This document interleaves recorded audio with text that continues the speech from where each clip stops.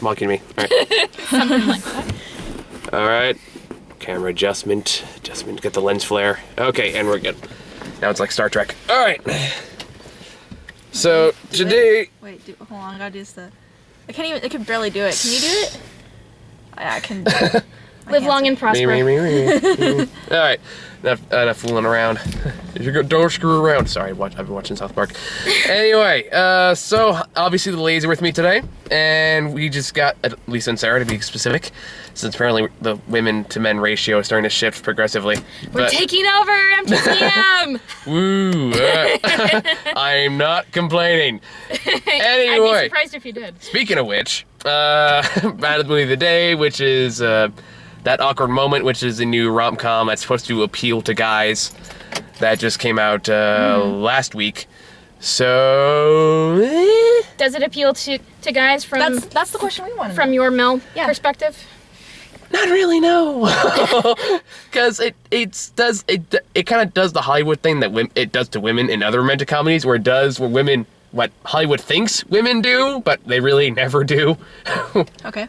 Like. Enough. Guys, I've never met a guy with a routine or whatever the hell they called it. I would never want... See, okay, so basically how it works is there are three guys in this movie. One is that douchebag of 21 over who... At least I still know how you like that movie. But I absolutely hated from 21 over. Zac Efron, who... He's kind of a douche it's a pretty big douche in this. And his friends point that out to him. Yeah, frequently. And then the only character that's really, really likable in this movie is Michael, played by the guy from The Chronicles, which was a superhero found footage movie. I don't know if you guys saw that one. Haven't. No. It's actually really, really good. But anyway. Basically, the most talented actor in the movie is surprisingly the most likable character. But basically what happens is the movie is about, it starts out, I should say, with Michael finding out that Michael being the guy from The Chronicles, finding out that his wife is cheating on him with this really big, tall lawyer dude. And the other two best friends agree to say, hey, we're not going to date anyone because you're single now, so we're all going to be single together. Yay! So, of course, it lasts about 5 minutes. Yeah, it's a male pact, kind of similar to the pact made in American Pie, except instead of we will get laid, it's we will not date. Yeah, so, of course, obviously it lasts for about 5 seconds. But of course, Zac Efron plays a guy named Jason who has all these women he sleeps around until he meets the one that changes everything. But the problem is that Zac Efron's character is never really likable. No. And as we were talking about on the way over here, he's also not a very good actor. I feel like him just portraying that character was worse than him just being a douchebag as his character. Like, he just didn't do a good job. Yeah. Sarah and I were talking about how we just really weren't convinced with a lot of the things that he said. No, I agree. And even in the climactic scene, spoiler alert, by the way, when he's trying to win his love interest back, I felt like he was just phoning it in. I felt like, okay, line. I didn't feel... As an audience member, I didn't feel persuaded or convinced. I give him props for trying. I will say that. Like, he's just clearly trying to get his eyes to water up. He's just not that very talented of an actor.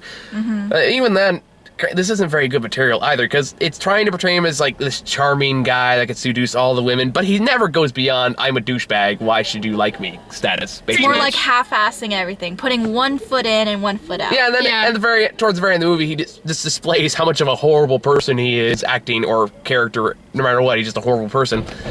But, of all the characters, like, even the guy of 21 over, surprisingly, I kind of liked way more than I thought I would. He actually had charm in this. Like, I will give the actor credit. I'm not a big...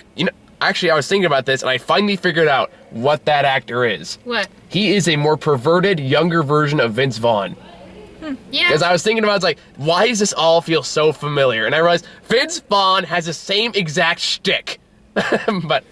Shtick or stick? Shtick. Oh, okay. That makes a lot more sense. Yeah, he has the exact same stick. It's passed down from eons and eons. I think it's because partly he has just better lines than everyone. Honestly, I've chuckled.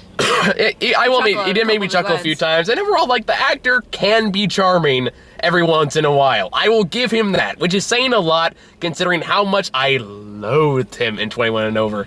So, progression. Take it as you will. But it just, I don't know, like, Michael has the most interesting story. That's very true. He is the best actor of the bunch, and he is kind of the one that's sidelined for a majority of the movie, which is really unfortunate. He's definitely the most sympathetic character. Well put together, you just can't help but feel bad for him. He's a good guy. Yeah, he did everything on the checklist. Yeah, he did everything right. I mean, he's a young doctor, for God's sake. He was a provider, took care of his wife, never cheated, very faithful. So basically, he was like the best guy ever. Yeah. And she cheated on the fucking lawyer. So I will say this. Maybe this movie gives women a bad rep. I don't know. I don't know what you guys' opinions on that is. I think the character of his wife, of Michael's wife, gives women a bad rep because, and granted, this has happened and probably will continue to happen in relationships. There are some women and men who cheat because they fall out of love with their long-term partner instead of communicating like adults. I have met people like that, but that doesn't, it's not a positive representation of an entire gender.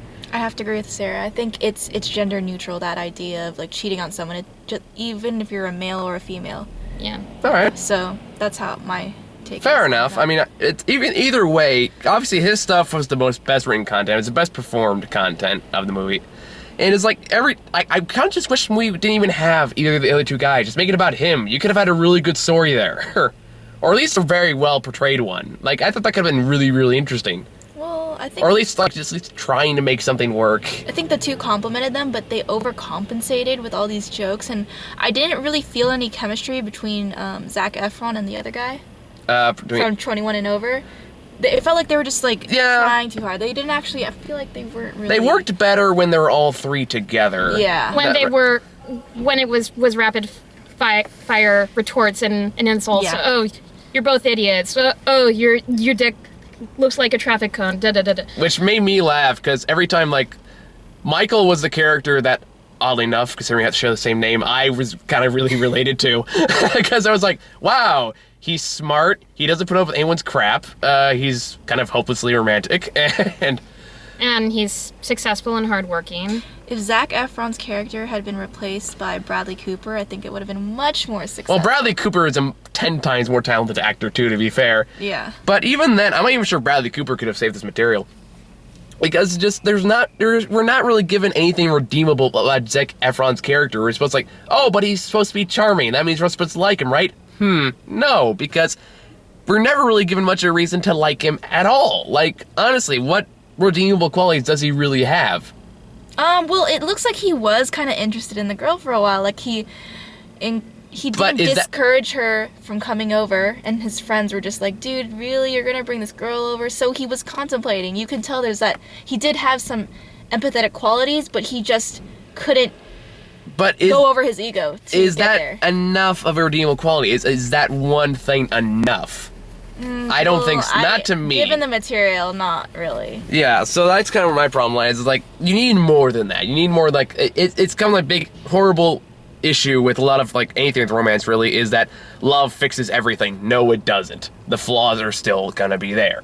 That's why I really like movies like Frozen, oddly enough, addressed this fact. It did, which is why it made my best of list. Frozen, a freaking Disney movie, is starting to address this crap. Why can't average romantic comedies acknowledge the same thing? Because they're average. Love doesn't change things. It just, what's the word I'm looking for? It's a mutually beneficial thing to make you better people in general, but it doesn't fix your flaws.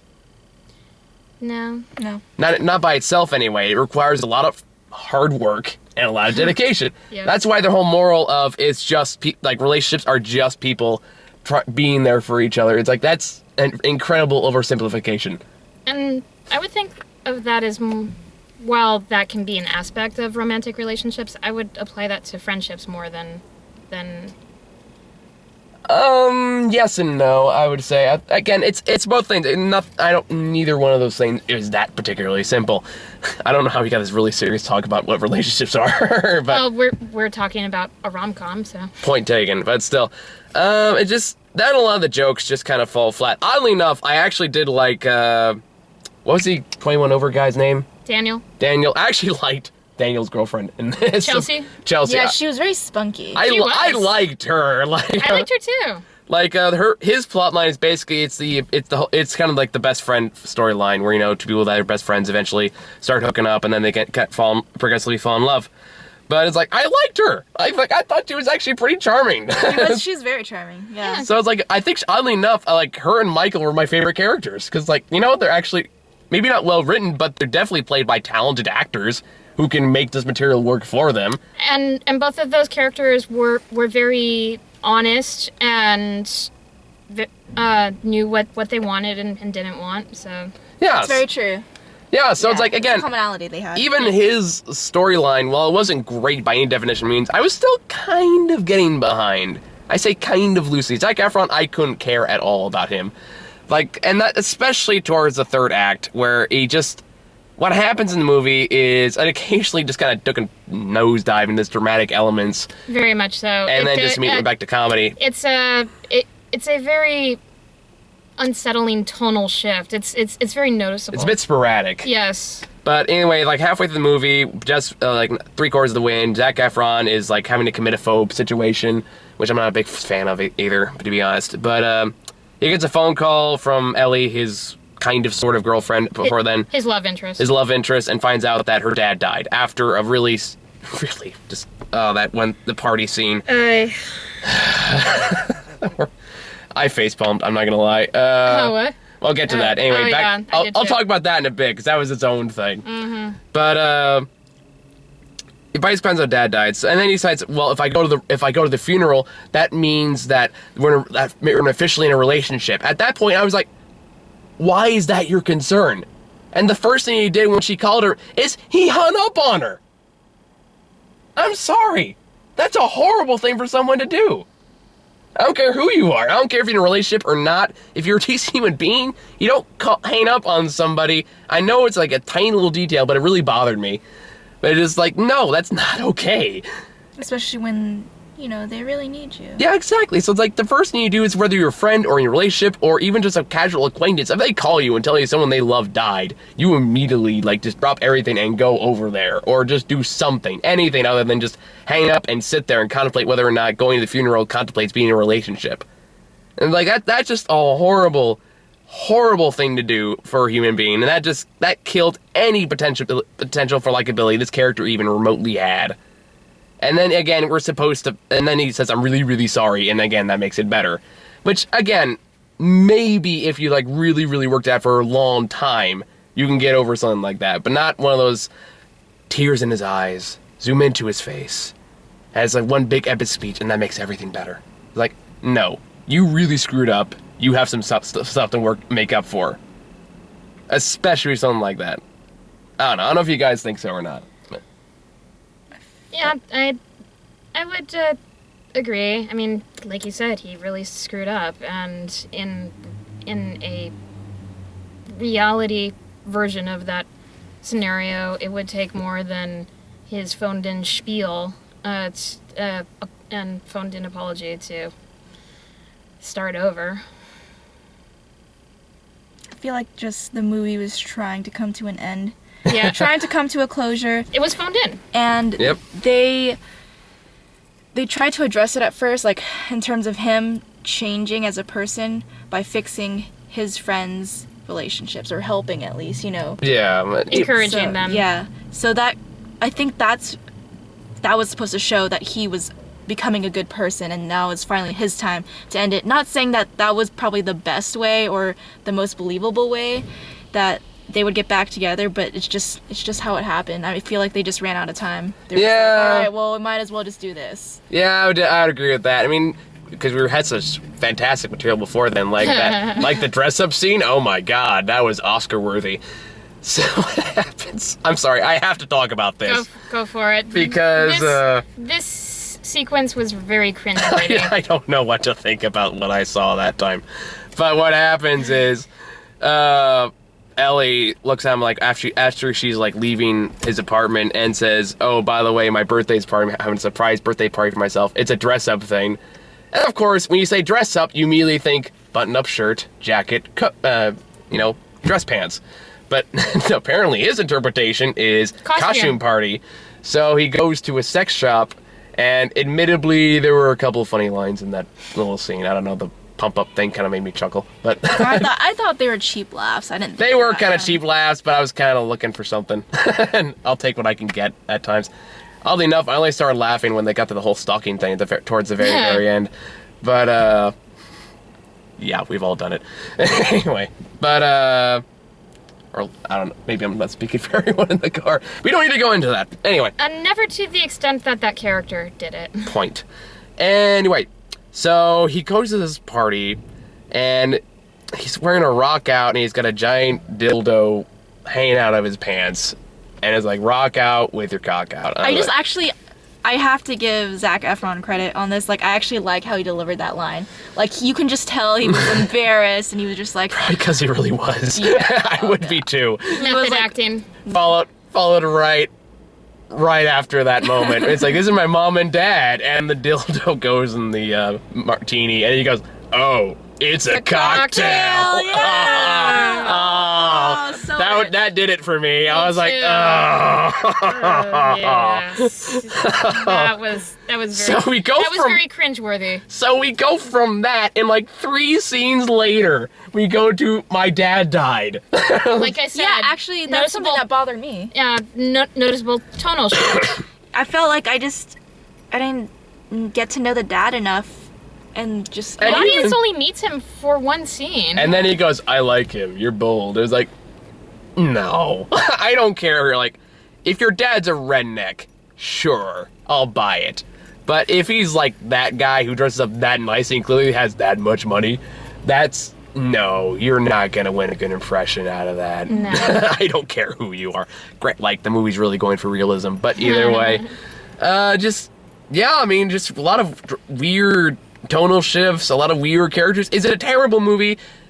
No. Like, it was a lot better than I was expecting. I actually laughed, which I was not expecting to do, to be honest. So... I actually laughed at a few points, too, and the couple behind us found it romantic enough to kiss and hug when the end credits started. So it's like, obviously it's doing something right.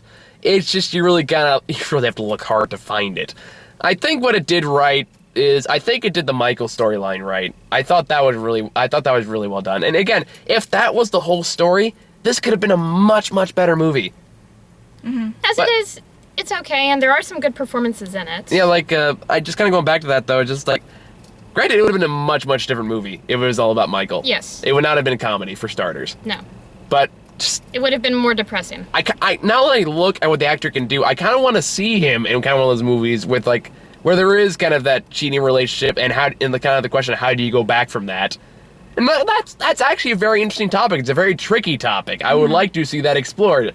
But then we have the Tweedledee and Tweedledum who have to get into their own little antics to make everything happen. We're wacky, like with the Viagra and the horizontal thing, and just... No guy actually does that, by the way. I wouldn't know. I'm just saying, it doesn't... No, there's easier methods. But I should not have said that. Anyway. But, what?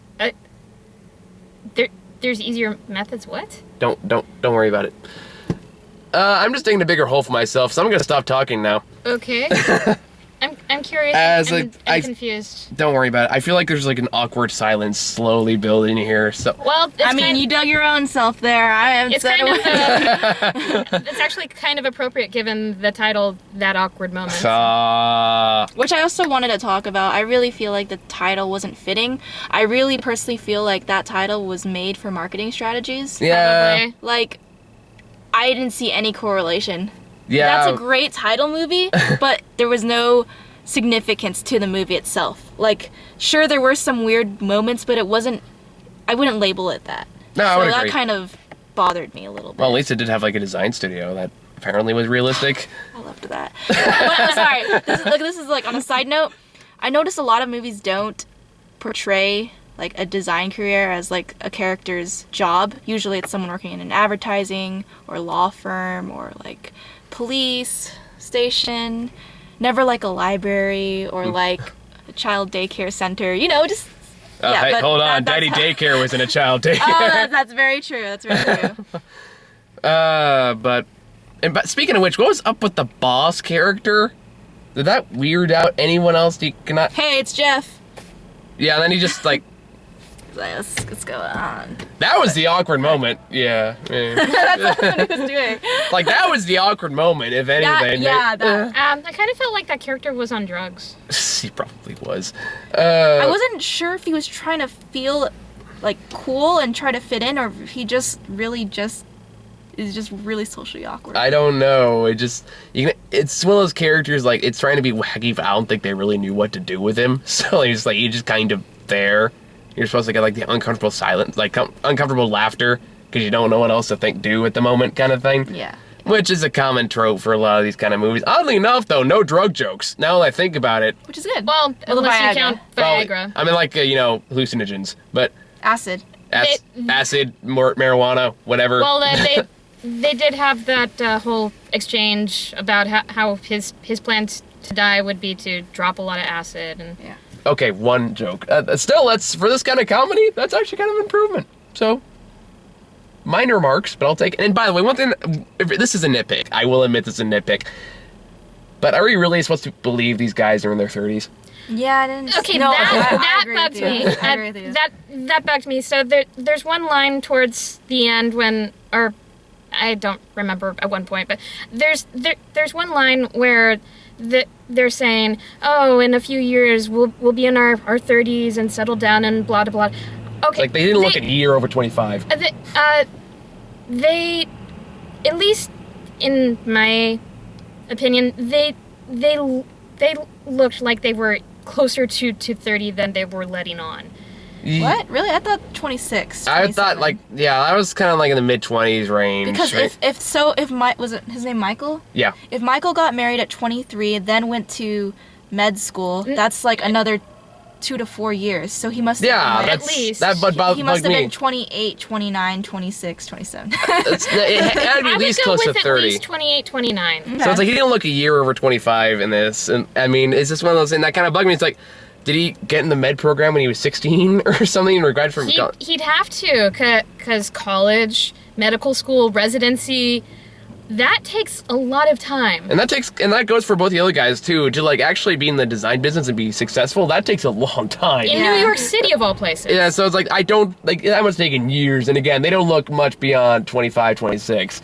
So I don't really buy that either. So it's kind of the thing. The movie never really convinces you that any of this stuff is happening. That's the inherent flaw of most of these comedies. I would have to agree with that. And there are some likable aspects. Like I said, there's some banter that's fun, but it's a couple chuckles. Yeah, but I was telling you on our way out of the theater that this movie, with the feel and how it's paced and some of the tonal shifts, how it makes me think of a modern day version of an 80s rom-com flick, kind of like The Sure Thing, where you know what's going to happen, but some parts of it still have a little bit of charm that keep you watching till the end. Like Jerry Maguire? Yes.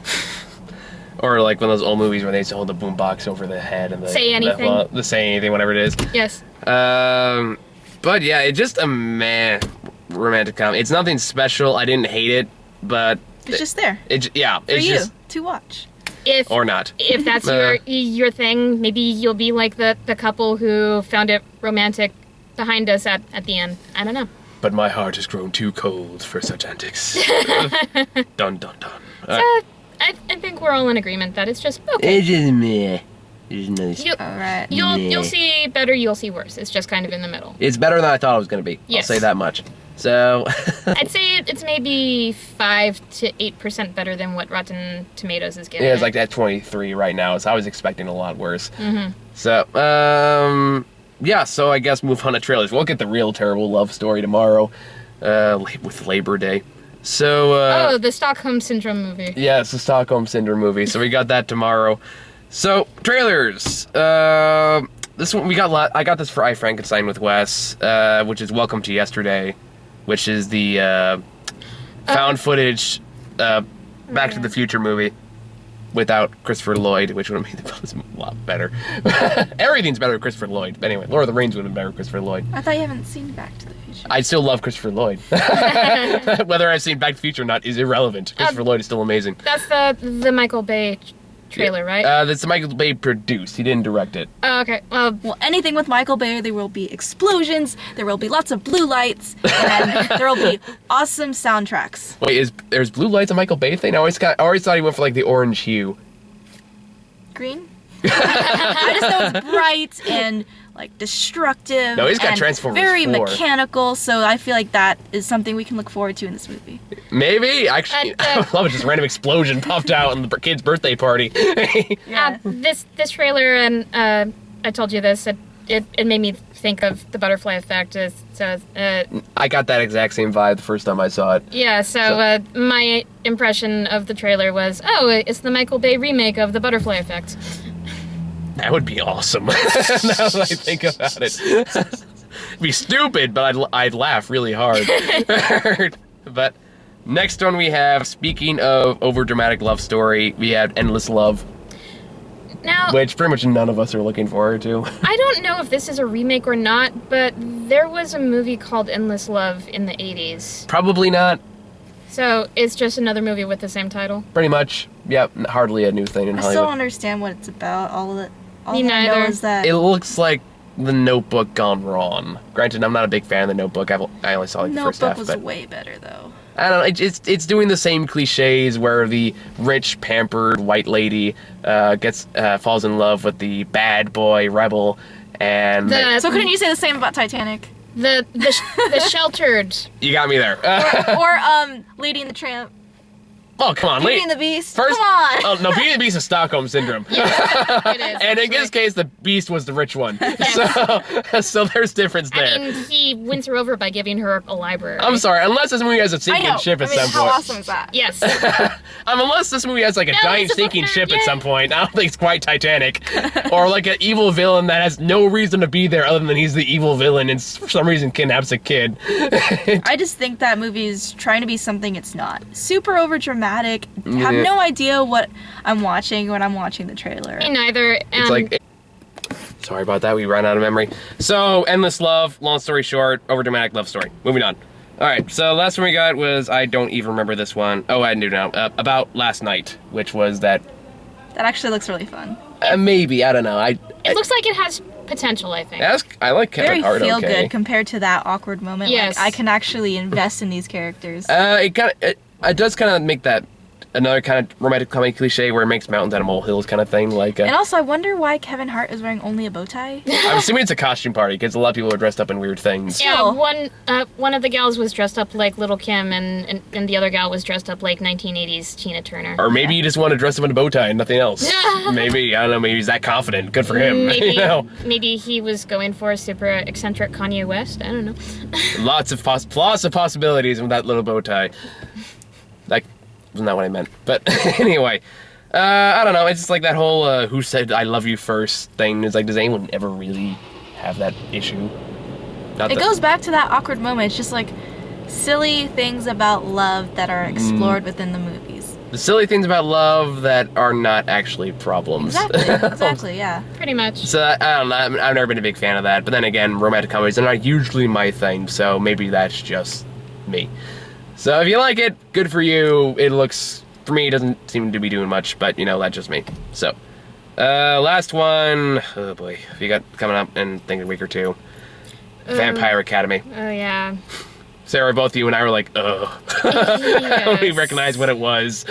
Yes. What's your take on it? It looks terrible. Yeah, it does. Like, it looks terrible. And Wes willingly signed up for it. Wes signs up for all the terrible movies. Every time he says the exact same thing. Best movie of the year. Because he knows it pisses me off when he does that. And he loves to toy with me. He's enjoying it way too much. he's willing to see all the shitty stuff, so I'm not complaining either. There you go. But either way, as I said this before, I'll say it again. I've seen 3 trailers for this. All 3 trailers had a completely different tone, so I have no idea what this movie's actually going to be like. I just think that it looks stupid, and I'm glad that Wes signed up for it, so I don't have to. Oh, you sure you guys don't want to check it out? And honestly, the graphics were horrible. They were. It reminded me of like 80s, like an 80s tie-dye splash neon run party. It That was oddly bugged specific. me so much. I would just like, like what does neon colors have to do with vampires? Honestly, What does people. sparkles have to do with vampires? Hasn't stopped people Real before. vampires don't sparkle. That's my opinion. I think it's most people's opinions who didn't like the books. Or like who, you know what I mean. But, yeah, it looks really stupid. I have to suffer through it in a couple weeks, so, Have fun. I'm going to try to find some joy, if only making fun of it. Hopefully it's so bad it's hilarious. That's what I had to look forward to. Hopefully it's like Ghost Rider 2, where it's just so bad. I hate that movie. You've only seen the first one. The I second one know, is but 10 I'm times already more insane. assuming the second one's horrible. Oh, it's horrible, but it knows it's horrible, so it just has a lot of fun with it. But that's a video for another day. So we're kind of in a rush at the moment because Lisa's got to take care of something. So we're gonna wrap this up. So final thoughts. It's okay. Meh. Good movie to watch on a Thursday night with some good friends. Yes, Red box it. pretty much. See you all tomorrow with Labor Day. Bye. Have a good night.